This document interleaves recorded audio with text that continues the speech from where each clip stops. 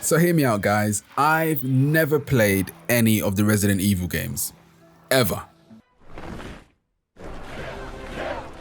Relax, and lower your pitchforks. I never approach this video in a way that would disrespect veterans of the series. I'm gonna approach it in the only way I can and talk from a perspective of a newcomer to the Resident Evil franchise. And saying that, Capcom has allowed me to view an extended preview of Resident Evil Village, and it's got me pretty excited. I am hyped, and I wanted to share why I'm excited and why you should be too if you're new to the series. Here's 4 reasons why Resident Evil Village is exciting for newcomers.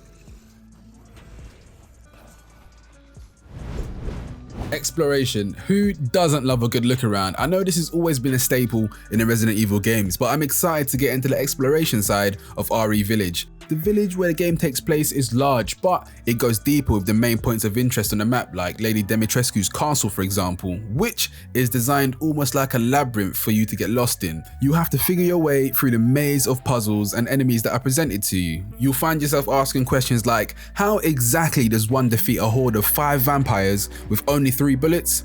Or how do I get through all of these doors that are blocked? The former, I've got no idea, but the latter is simple. Search every inch of this Dracula-esque spooky ass castle until you stumble across whatever item you need. And I don't say key because you'll be surprised what sort of items you'll need to progress to the next horrific encounter. I love the level design choice in Resident Evil, and it's a shame I'm only now just getting into it. It forces us as players to take routes we wouldn't normally take, allow us to find even more items and experience things that we may have missed if the game had been designed more linearly.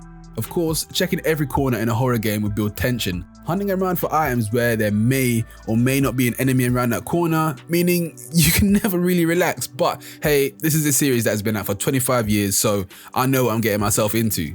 And for us newbies diving in, we really are starting at a great time graphically too, because just take a look at the scenes. That draw distance is chef's kiss. Definitely going to be seeing some Instagram worthy pictures taken in the photo mode. Loot and crafting. Give me the loot. All of it. I don't care what it is, or if I don't need it just yet, I'll put it in my bag and save it for later. There's something that soothes my soul when I see an immediate reward for my efforts, and that's exactly what they've done in Resident Evil Village. Enemies drop all manner of loot now, skulls, ammo, and mainly light, which is the main currency in the game. You use your currency at the Duke. He is the in-game merchant, and this is what really piqued my interest. I'm not sure how it worked in the previous games, but the Duke offers persistent upgrades to help supplement your limited resources and weapons. He's always happy to take some lie off your hands. He's got new weapons, weapon upgrades and mods, crafting recipes, inventory increases, and he's even got a kitchen where you can cook the meat from the wildlife you've hunted to get permanent upgrades.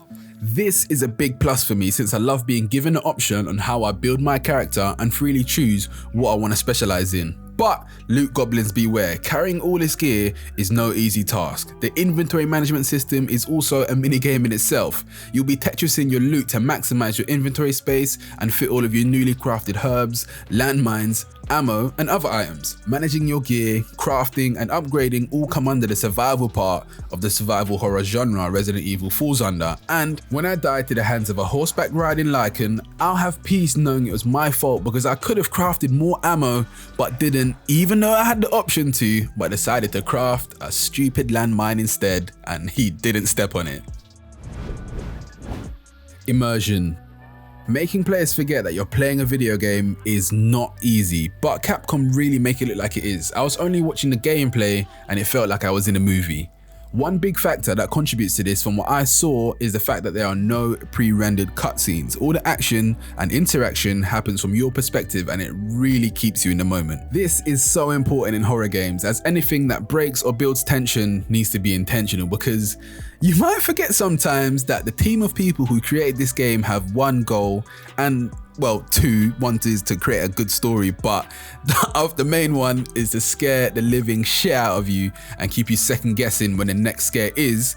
And they love a false scare. False scares are the things that subtly remind you that you're in a horror game and you've got no idea what could be behind you or around the corner. Like I said earlier, you're just permanently on edge. Those moments of long drawn out silence where you hear a creak on the wooden floor, but nothing happens. Oh God, these mind games are what make a great horror game, and I'm really looking forward to cowering in fear when I get to play it for myself. Additionally to the fact that the game's all in first person, I love how close some of the characters get to you. The animation that happens when one of Lady Dimitrescu's daughters grabs you, for example, it just feels so claustrophobic, but it really keeps you in the heat of it all. Story. What the hell is going on? No, seriously, I've got no idea, but I'm eager to find out. Who's Ethan Winters? Why is this lady so tall? Who is taking Ethan's daughter, and who is Chris? Okay, I know who Chris is a little bit, but yo, there's a lot going on. I've heard that Resident Evil Village is actually the second in a trilogy, and my hopes are that I'll enjoy the story enough in Village that I'll go back to play Resident Evil 7 and sort of piece it all together backwards. I know that logic is backwards, but I'm just trying to jump into the Resident Evil, I'm trying to jump on the bandwagon and experience an amazing franchise. That's it. That's why I'm excited for Resident Evil Village as a newcomer. Let me know in the comments below if you're excited or not, or if you're a newcomer to the series like me. Make sure you like and subscribe and hit the bell so you know when we upload. Take care everyone, and I'll see you in the village. Peace.